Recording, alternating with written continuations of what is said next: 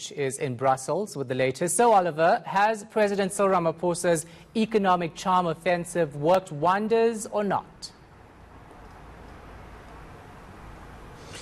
Not really in terms of any concrete announcements that came out about new investments, but we did hear a lot of speech about reaffirming the relationship to try and see whether there was any more opportunities to boost trade and boost further investment, as well as to strengthen cooperation in key areas such as infrastructure, as well as urbanisation and industrialisation.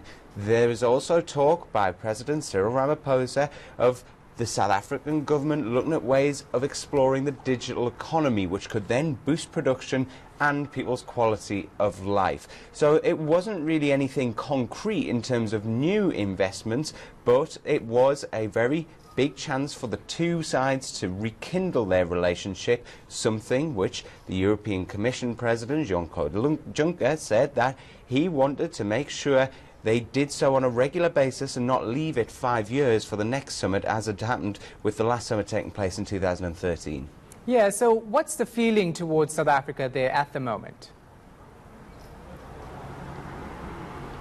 Well, there was a lot of talk about South Africa being a very big trade partner, but not only being important because of its trade, but also because of multilateralism and their belief in multilateralism. And then as well about making sure that the environmental protections and fighting global warming, that Africa as well as South Africa were very, very important in that sense too.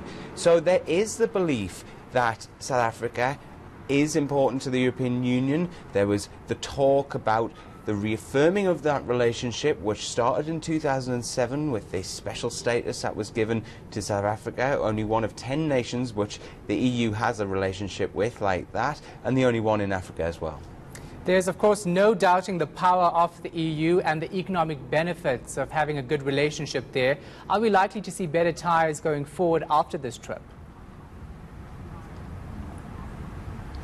Well, we know that President Cyril Ramaphosa has been on a big charm offensive. When he first addressed the European Parliament in Strasbourg, he was very thick with the references that he was using about Nelson Mandela, harking back to the 1990s, saying that he'd first come to the European Parliament 4 months after he'd been released.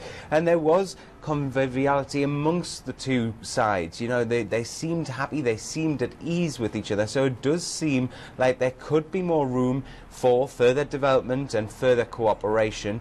We just need to wait and see whether that actually materializes into something concrete. And then very quickly, let's sidetrack a little bit here. Give us a quick reaction from the EU regarding the Brexit draft deal fallout.